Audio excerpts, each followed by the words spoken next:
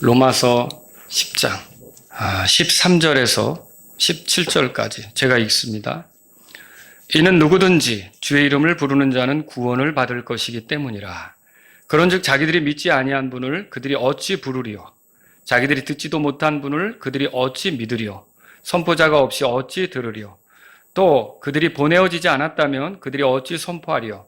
이것은 기록된 바 화평의 복음을 선포하며 좋은 일들의 기쁜 소식을 가져오는 자들의 발이 어찌 그리 아름다움과 함과 같으니라. 그러나 그들이 모두 복음에 순종한 것은 아니니라. 이는 이사야가 이르기를 주여 우리가 전한 것을 누가 믿었나이까 하기 때문이라. 다 같이요. 그런즉 이와 같이 믿음은 들음에 의해 오며 들음은 하나님의 말씀에 의해 오느니라. 아멘. 자, 여기 여러분 14절에 선포자가 없이 어찌 들으리요 찾으셨습니까? 오늘은 제가 선포자 이런 제목으로 여러분에게 말씀을 드릴게요. 여러분 그 13절에 보시면 누구든지 주의 이름을 부르는 자는 구원을 받을 것이기 때문이라 이렇게 말했어요. 그러니까 주님의 이름을 부르면 구원을 받는데 예수님을 주라고 부르는 것은 예수님을 믿지 않고는 예수님을 주라고 부를 수가 없어요. 그리고 또 예수님을 믿으려고 한다면 그 예수님에 대해서 들어보지 않고는 믿을 수가 없는 거예요. 그리고 또 이 예수님에 대해서 들으려면 분명히 내가 혼자 알 수 있는 건 아니고 누군가 나에게 선포해주는 사람, 전해주는 사람이 반드시 있어야 되는 거죠. 여러분 중에 나는 아무도 나에게 전해준 사실이 없이 어느 날 나 혼자 구원받았다 이렇게 말씀하실 수 있는 분이 있으세요? 저도 저에게 복음을 전해준 분이 있어요. 이제 지금은 주님께 갔지만 그 목사님을 통해서 제가 복음을 들었고요. 그리고 또 그 목사님은 어떻게 복음을 들었는가 저한테 소개해 주는데 미국에서 온 선교사님, 한국말을 잘 사용하시는 그 선교사님에 의해서 복음을 들었다고 이렇게 해서 결국 저도 또 그분도 선포자가 있었으니까 이렇게 믿게 됐고요. 듣고 믿게 됐고 예수님을 향해 주라고 고백할 수가 있게 되었다는 거죠. 자, 그래서 이 선포자가 상당히 중요하다는 사실을 알 필요가 있어요. 여러분에게 복음을 전해주었던 그 선포자가 복음을 전하기 위해 헌신했기 때문에 우리가 믿게 됐어요. 그러면 얼마나 귀한 일입니까? 그 선포자를 하나님이 사용하셨다는 것도 귀한 일이고 그 사람이 또 하나님의 도구가 되어서 나에게 전해주려고 적극적으로 그렇게 했던 것도 고마운 일이고. 여러분 여기 14절에 선포자라는 말이 나오는데 이거 영어 성경 가지고 계신 분들 킹제임스 성경에 보면 선포자를 프리처 이렇게 말하고 있어요. 프리처. 프리처는 무슨 뜻입니까? 오늘날로 미국에서 프리처 하면 설교자라는 뜻이 됩니다. 알겠죠?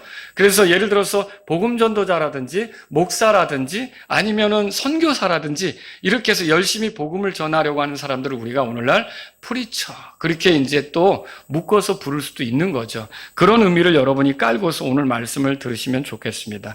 자, 어떤 사람은 성경만 읽고도 깨닫는 경우도 있죠.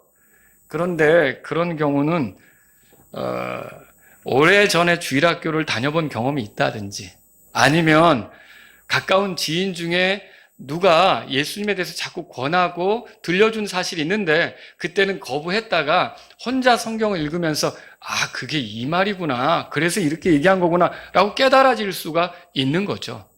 그런데 대개는 어때요? 성경을 처음 대할 때는 어려운 책이에요. 여러분 이게 믿지 않는 사람이 성경을 읽을 때 술술 잘 넘어갈 수 있다고 생각하십니까?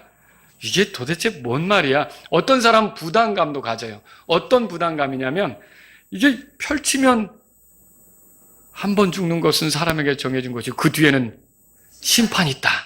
또 펼치면 선악간의 은밀한 것을 하나님이 심판하신다. 또 펼치면 죄의 싹은 사망이다. 뭐 이런 얘기가 나오니까 이거를 즐겁게 보지는 못한다는 거죠.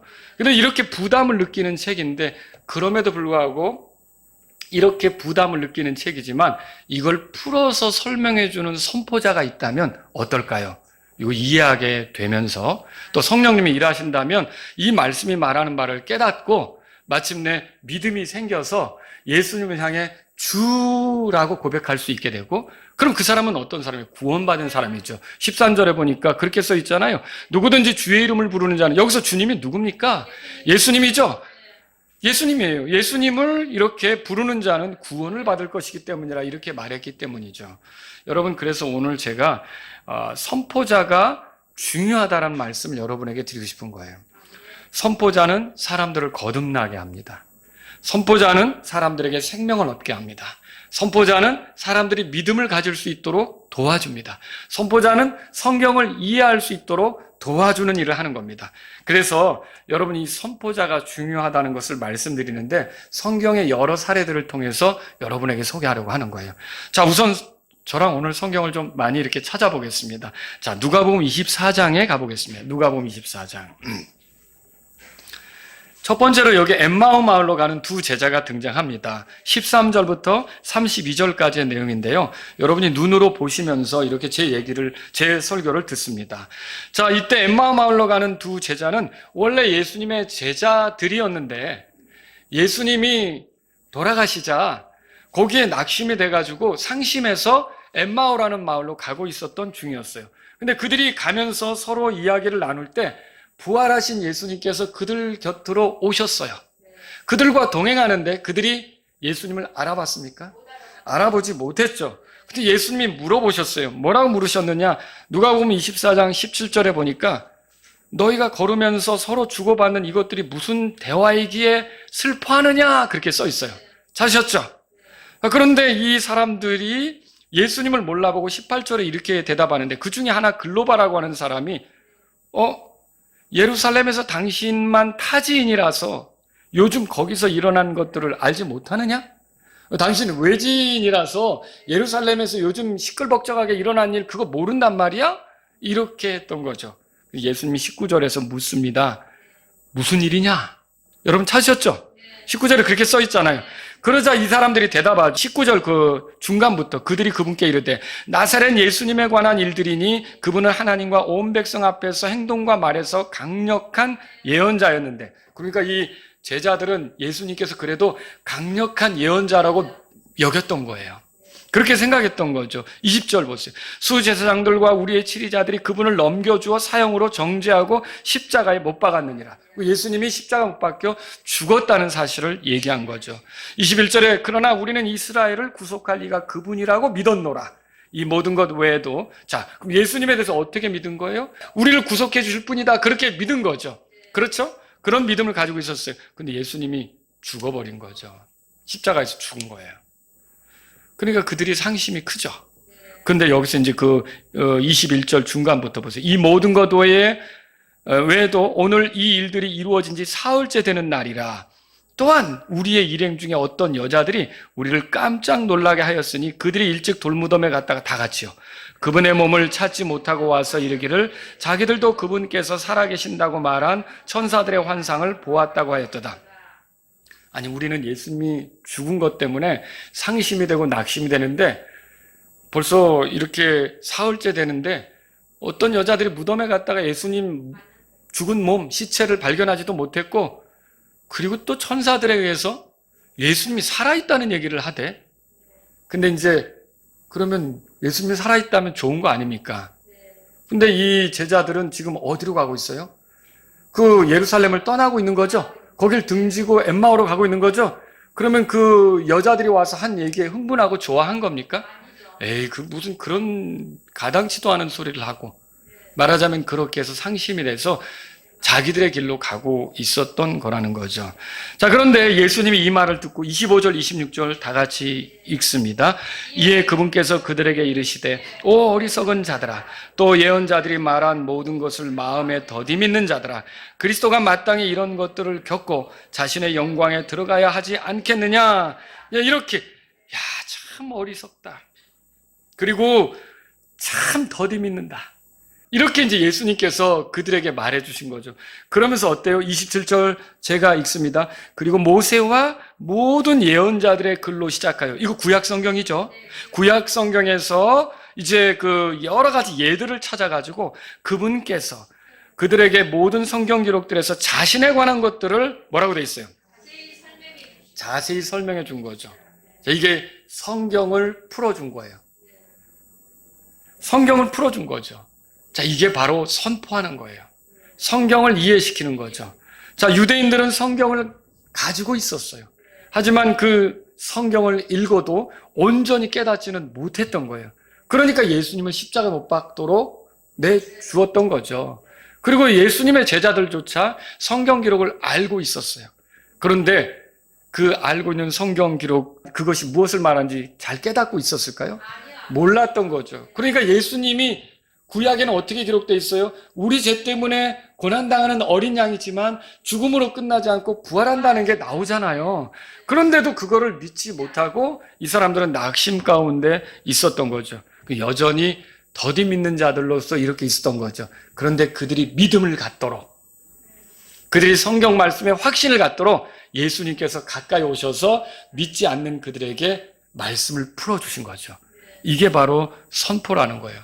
자, 이렇게 풀어주었을 때 이들에게 어떤 일이 벌어졌습니까? 32절 다 같이 읽습니다. 이에 그들이 서로 이르되 그분께서 길에서 우리에게 말씀하시고 우리에게 성경 기록들을 열어주실 때 우리 속에서 마음이 뜨겁지 아니하였더냐 하더라. 그러니까 이게 지금 돌아보면서, 자, 엠마오 마을로 가는 길 같이 예수님하고 걸었을 때는 예수님을 알아봤어요? 못 알아봤어요? 못 알아봤죠? 이분이 그들 곁에서 확신을 시키기 위해서, 믿음을 주기 위해서 성경을 풀어주는데 나중에 결정적으로 어느 집에 들어가서 우리랑 같이 하룻밤 지내고 가시죠 라고 했는데 거기서 빵을 떼잖아요. 그때 예수님을 알아본 거예요. 눈이 열려서. 근데 순간적으로 예수님이 사라져버렸죠. 근데 그러고서 그들이 얘기하는 거예요. 야, 우리가 길에서 그분과 함께 올 때 그분이 성경을 풀어줄 때 우리 마음이 막 뜨거워지지 않았던가? 그리고 그분이 누군지 알아본 거예요. 예수님인 걸 알아본 거죠. 떠나셨지만. 그래서 그들이 거기에 더 있을 수가 있었습니까? 여기 그분이 살아났다는 것에 대한 믿음이 생기니까, 그분이 우리 가운데 찾아오셔서 말씀으로 우리를 확신시켰다는 믿음이 생기니까 더 이상 거기에 있을 수가 없었고 빨리 예루살렘으로 돌아가서 제자들에게 알려주고 싶었던 거예요. 그래가지고 다시 돌아간 거죠. 여러분 보세요. 이 예수님이 선포자로서 제자들을 확신시킬 때 제자들 안에서 그 더디 믿던 것이 사라지면서 믿음이 생겨가지고 다른 사람들에게 가서 막 전하고 싶은 마음이 생겨서 그 밤에 거기 묵기로 했다가 그냥 자리를 박차고 일어나서 빨리 예루살렘으로 가자 이렇게 만들었다면 여러분, 선포자가 얼마나 중요한지 알겠죠? 선포자가 있어서 사람들이 믿음이 생기고 삶이 바뀌고 확신 가운데 걷게 되고 이런 일이 생기는 거죠. 또 여러분, 사도행전 8장으로 가보세요. 사도행전 8장. 두 번째로 살펴보려고 하는 건 에티오피아 넷입니다. 27절부터 보려고 합니다. 에티오피아 넷이는요, 예루살렘에 경배하러 왔다가 넷이면 사실은 성전에 들어가지 못합니다. 그런데도 하나님에 대한 그 경배로 에티오피아에서 예루살렘까지 찾아온 거는 엄청난 열심이거든요. 거기 가서 성전 밖에 있을 수밖에 없어도 그래도 내가 하나님께 경배하겠다고 그 자리로까지 온 거는 굉장한 열심이거든요. 근데 그렇게 와서 경배하고 에티오피아로 돌아가는 길인데, 이 성경에 보니까 27절, 28절에 이사야의 글을 읽고 있었다고 써 있어요. 28절에. 찾으셨습니까?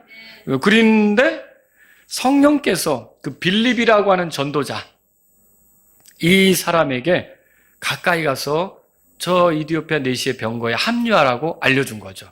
그러니까 30절에 보니까 빌립이 넷시가 있는 쪽으로 달려가서 그 이사야의 글을 읽고 있는 그에게 당신은 읽는 것을 깨닫습니까? 라고 물었죠. 그러니까 31절 그 사람이 뭐라고 합니까? 다 같이 읽습니다. 그가 이르되 어떤 사람이 나를 지도해 주지 않으면 내가 어찌 깨달을 수 있으리요 하고는 빌립에게 올라와 자기와 함께 앉기를 청하더라. 여러분, 이 말이 옳습니다. 누가 나를 지도해 주지 않는데 어떻게 깨달을 수 있겠습니까? 저도 복음을 받기 전에 주일학교 교사로서 설교했던 적이 있어요. 근데 그때 설교는 참 부끄러운 것이었어요. 무슨 말이냐면 제가 성경을 잘 이해하지 못하는 상태에서 내 관점에서 맞춰가지고 얘기를 한 꼴이었다는 거죠. 그런데 나중에 선포자를 통해서 제가 하나님 말씀을 알고 나서는 어떤 것을 전해야 되는지, 무엇을 말해줘야 되는지, 이걸 말해줘야 되는구나. 예수님에 대해서 말해줘야 되는구나. 예수님이 무엇을 하셨는지에 대해서 들려줘야 되는구나. 이걸 알게 된 거거든요. 여러분, 그렇습니다. 누가 지도해주지 않으면 예수님에 대해서 깨닫습니까? 모르는 거죠. 잘 알지 못하는 거예요. 자, 이렇게 누군가 읽는 것이 무엇을 말하는지 풀어주지 않으면 그 사람이 읽어도 깨닫지 못할 수가 있는 거죠. 근데 선포자가 하는 일이 뭐예요? 그 사람이 읽는 성경 말씀이 뭘 의미하는지 풀어주는 거죠. 여러분들이 그런 얘기 할 때도 있어요. 저랑 식사하기 위해서 줄 서면서 밥 먹으러 가기 위해서 이렇게 이제 기다리면서 이렇게 우리 저 4층에서 가잖아요. 근데 오늘 제가 그게 궁금해 했던 건데 오늘 설교를 통해서 알게 됐다. 이렇게 얘기하는 적이 있어요. 여러분 그런 적 없으세요? 저나 다른 형제들이 설교하는 것을 들으면서 혹은 다른 교회에서 와서 초청되어서 설교하는 그 목사님들의 설교를 들으면서 저거 내가 알고 싶었던 건데, 내가 저거 읽으면서도 몰랐던 건데, 저게 뭘 말하는지 헷갈렸던 건데, 여러분 그거 풀어진 적 있지 않으십니까? 그렇게 풀어지게 되도록 하는 것이 선포자가 하는 일이라는 거죠. 선포자가 말씀을 풀어주는 거죠. 그래서 빌립이 어떻게 했습니까? 35절 보세요. 다 같이 읽겠습니다. 빌립이 입을 열어 바로 그 성경 기록에서 시작하여 그에게 예수님을 선포하더라. 그래서 예수님을 전했던 거죠. 그러면 이 에티오피아 내시가 예수님을 믿게 되었습니까? 믿게 되었죠. 그래서 그 밑에 37절에 에티오피아 내시가 뭐라 그러냐면 예수 그리스도께서 하나님의 아들이심을 내가 믿노라 그렇게 말했고요. 믿는다는 고백으로 침례까지 순종을 해서 38절에 침례를 주었다 그렇게 말하고 있어요. 자, 이렇게 에티오피아 내시가 자기가 읽고 있는 말씀을 몰랐는데 그게 예수님에 대한 말이구나 이거를 깨닫고 알게 된 거는 자기 스스로 그렇게 된 겁니까? 어떻게 알게 된 거예요?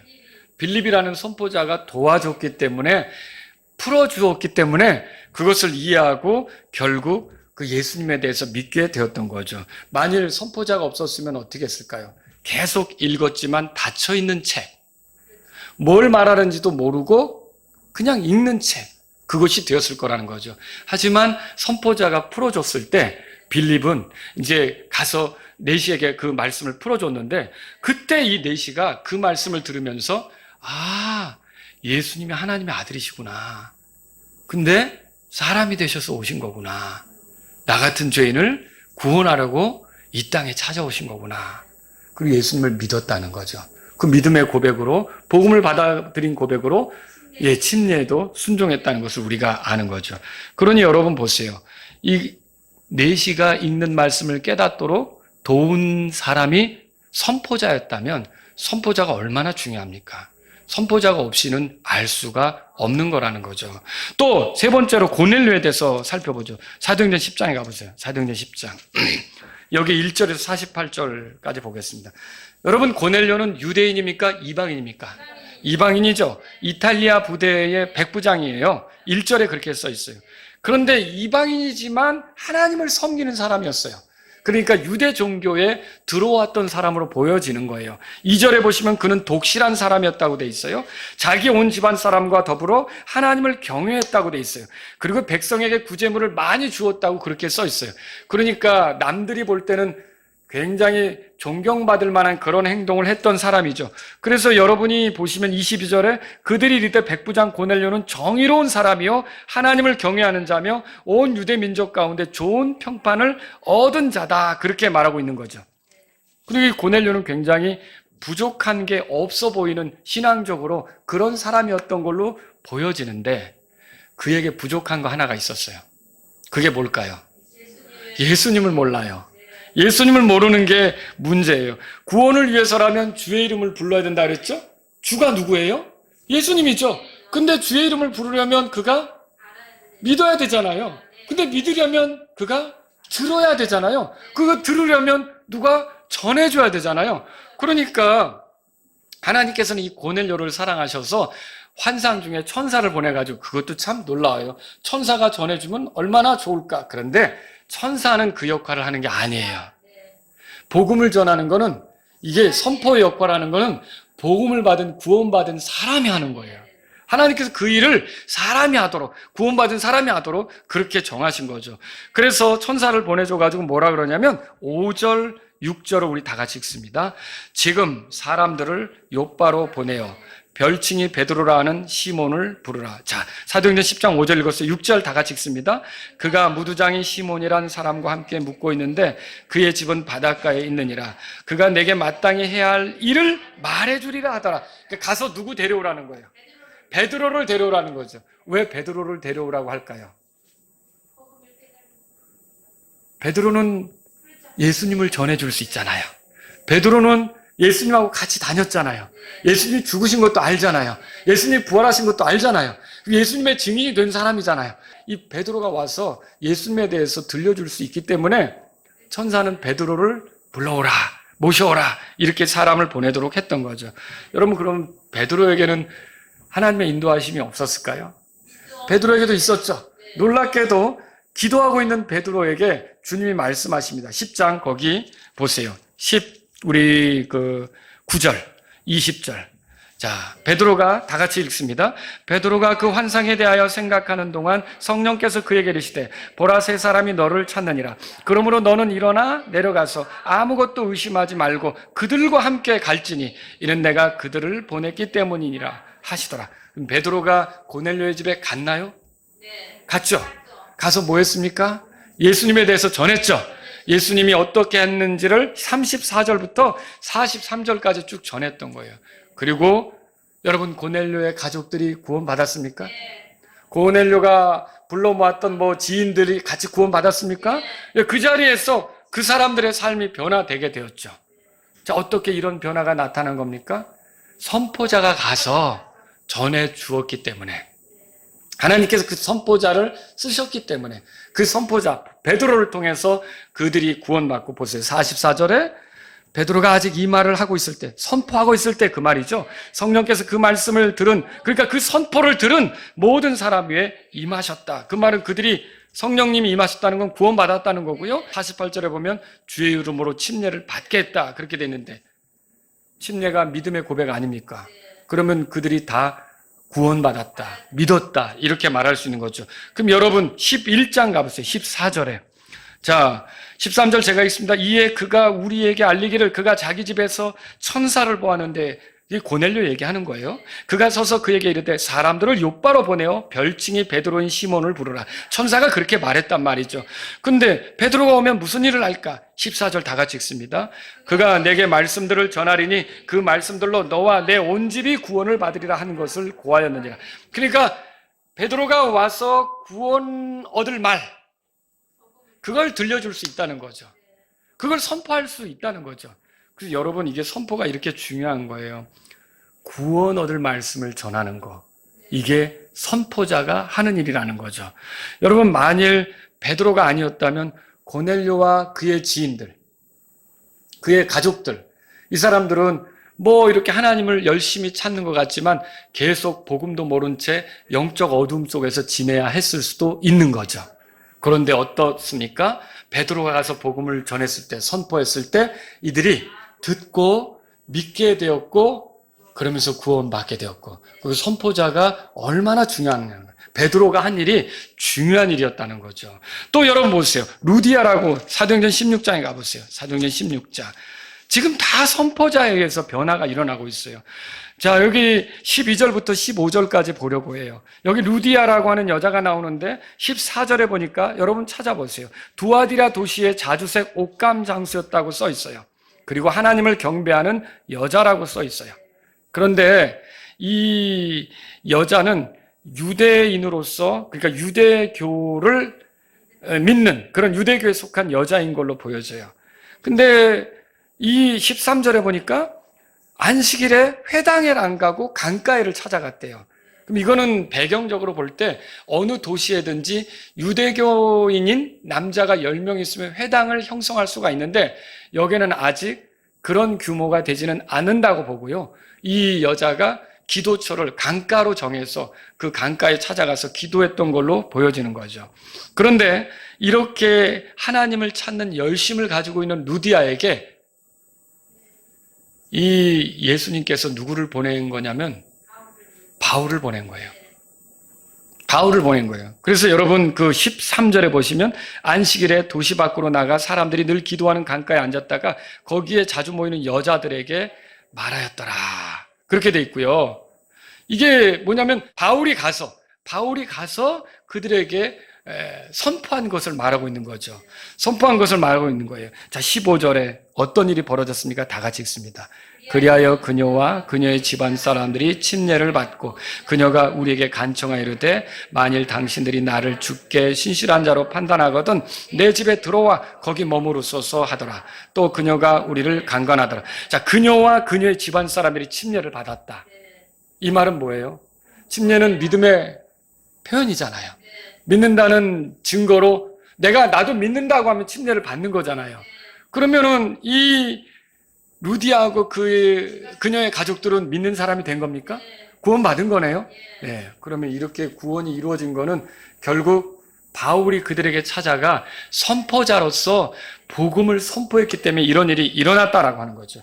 여러분, 이걸 통해서 부지런히 하나님을 찾지만 선포자가 와서 복음을 전해주지 않으면 계속 영적으로 어둠 속에 있을 수밖에 없다는 걸 보는 거죠. 근데 그들이 영적인 어둠에서 깨어나는 방법은 어디 있습니까? 선포자가 가서 복음을 선포해 주는 거예요. 그리고 그것을 듣고 믿을 때 그들의 삶에 큰 변화가 나타난다는 걸 알 수 있는 거죠. 여러분, 그래서 선포자가 하는 일이 얼마나 중요한지를 여러분이 알 수 있는 거죠. 또 여러분 그 사도행전 16장에 보면 25절부터 34절까지도 빌립보 감옥의 간수 이야기가 나와요.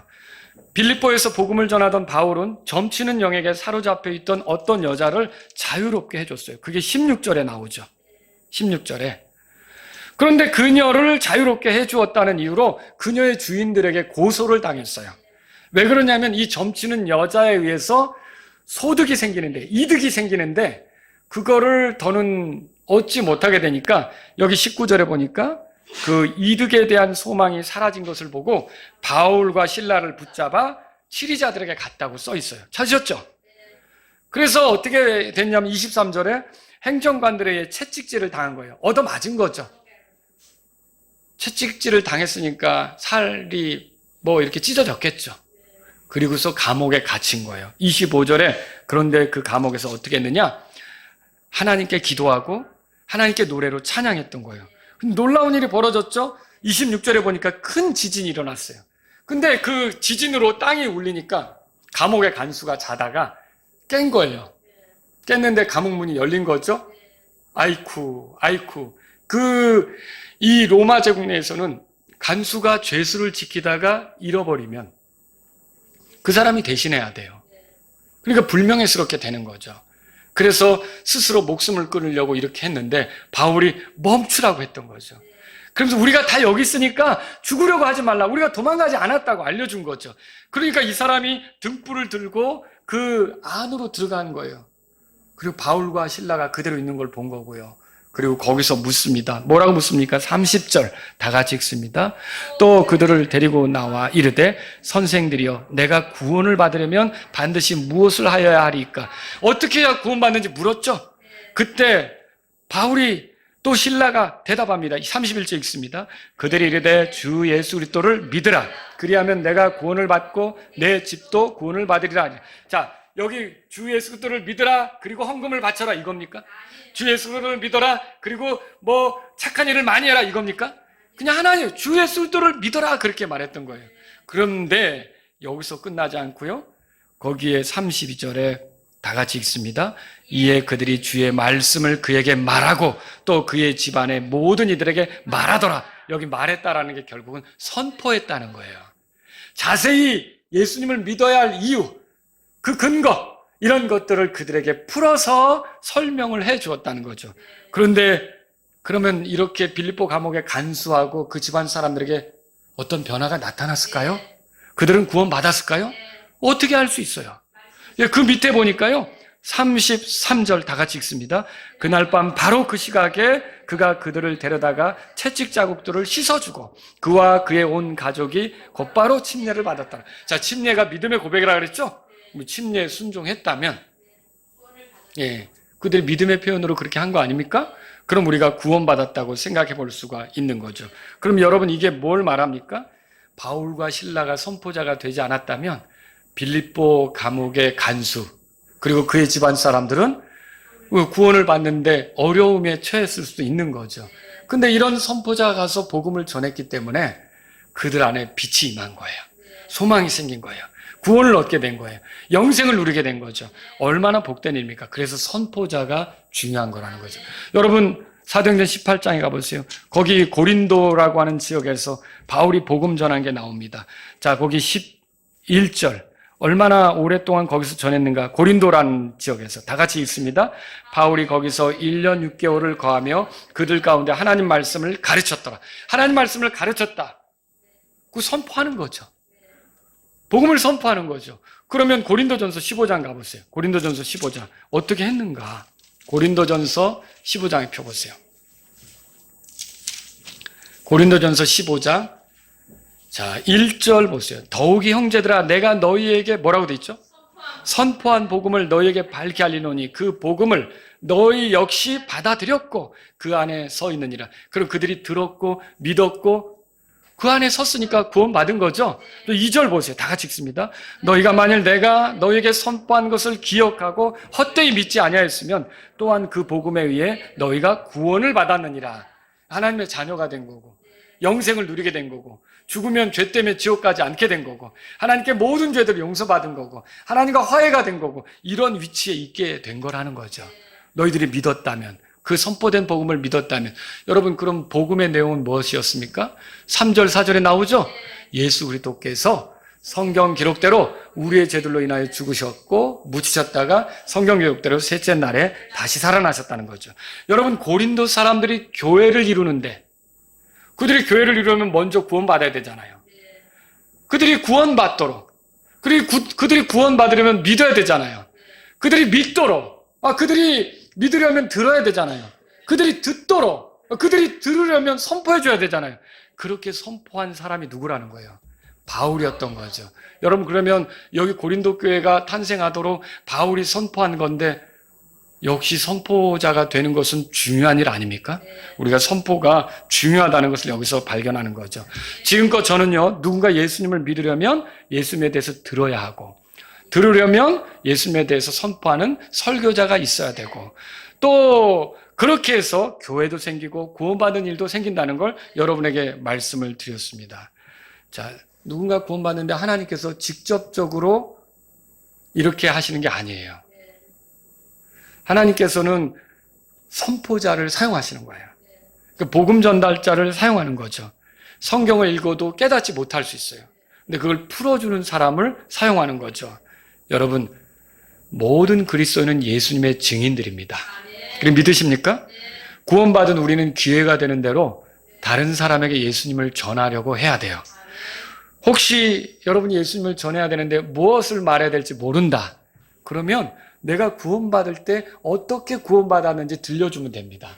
그리고 예수님이 누군지 그거 말해주면 돼요. 그리고 예수님이 무엇을 했는지 그것을 말해주면 돼요. 그리고 예수님이 하신 게 나랑 무슨 상관이 있는지 그걸 말해주면 되는 거예요. 그러면 예수님을 들려주는 일이 된다라고 하는 거죠. 근데 여러분 나는 그거 좀 설명하기가 어려운데요. 너무 쑥스러운데요. 그러면 여러분이 또 하는 방법이 있어요. 교회로 초대하란 말이죠. 왜 그래요? 교회는 진리의 기둥과 터라고 돼 있어요. 그럼 교회에서는 진리가 선포되는 거예요. 교회에서는 하나님 말씀이 선포되는 거죠. 이 교회로 여러분이 사람들을 데려왔을 때 하나님의 말씀을 풀어주는 것을 들을 수 있게 되는 거예요. 뿐만 아니라 교회로 사람들이 왔을 때 자극이 되는 건 설교자나 설교 내용을 통해서만이 아니라 먼저 구원받은 사람들 있죠.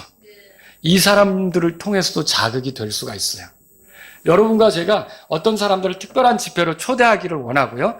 또 어떤 경우는요. 우리가 수련회 같은 데 사람들을 데리고 가려고 하잖아요.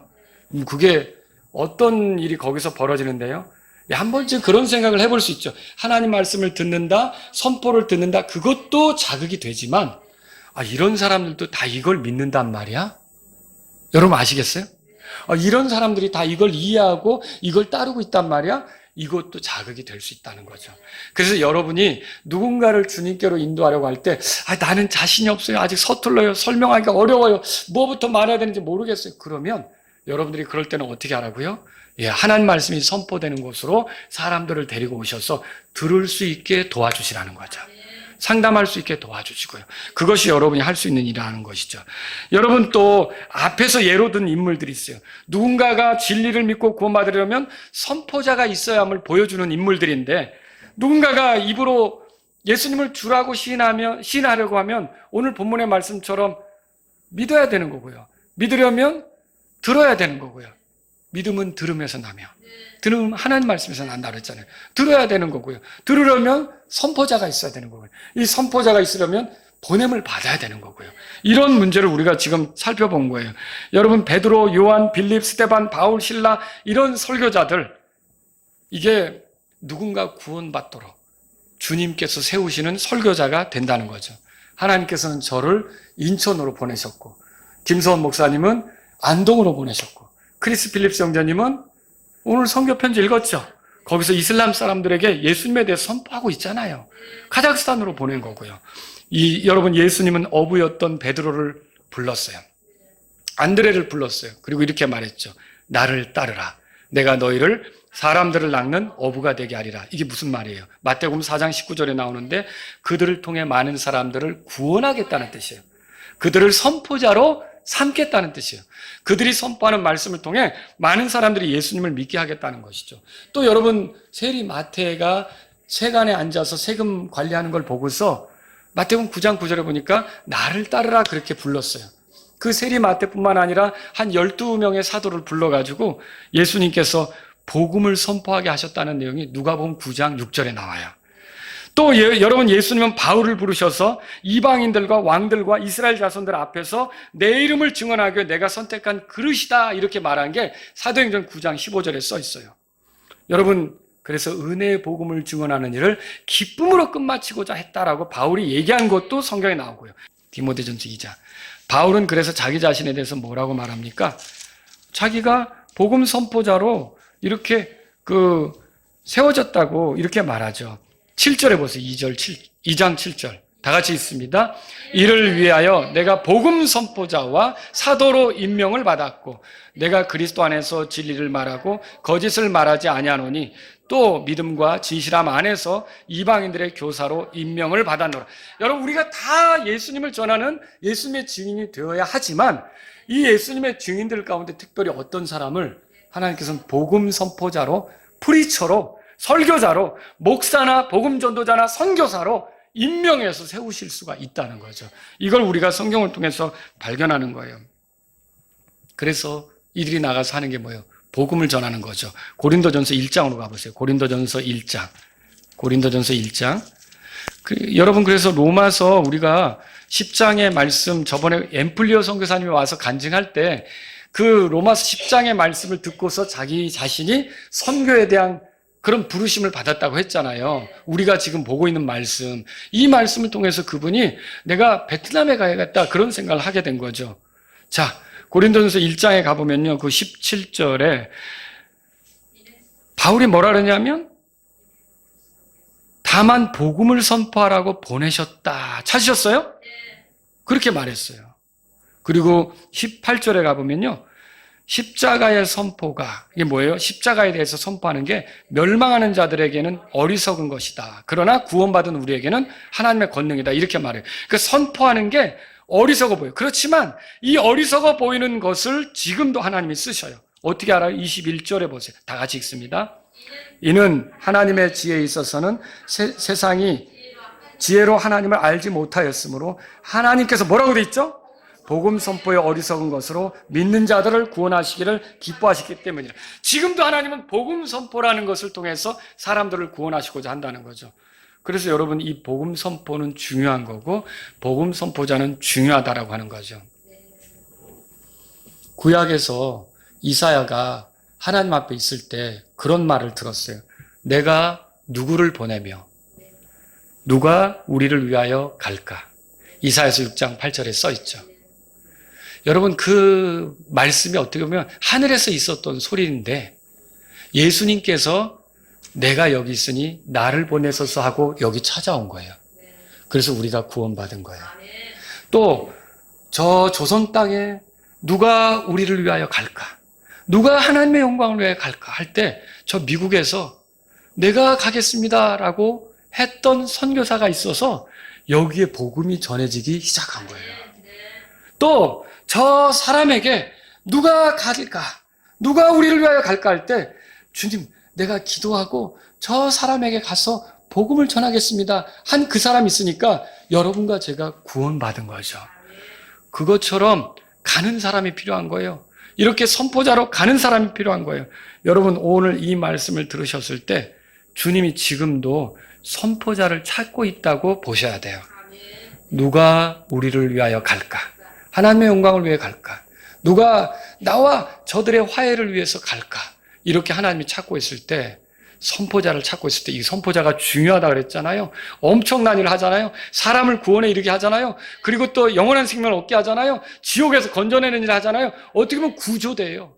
구조대로 보내는 거예요. 누가 우리를 위하여 갈까 할 때 오늘 우리 가운데서도 주여 내가 여기 있나이다. 나를 보내소서 할 수 있는 사람들이 있기를 바랍니다. 우리 다 같이 일어서시겠습니다. 오늘 이 말씀을 들으신 여러분 가운데 하나님 아버지, 제가 예수님의 증인으로서 부지런히 예수님을 증언하고 사람들이 예수님에 대해서 알 수 있도록 복음을 전하는 사람이 되기를 원합니다. 이런 분이 있다면 여러분 기도하십시오. 또 하나님, 우리 가운데 설교자들을 사용하셔서 우리 믿음이 증대되도록 허락해 주십시오. 이 교회 마라나타 침례교 안에서 설교하는 사람들을 사용하셔서 우리의 성도들의 믿음이 증대되게 도와주십시오. 이런 분이 있다면 이 시간 주님 앞에 나아가십시오. 또 혹시 여러분 가운데 하나님 아버지, 이렇게 선포자로 보내실 사람을 찾는다면 나를 보내주십시오. 내가 가겠습니다. 이런 분도 있다면 이 시간 주님 앞에 나아가십시오.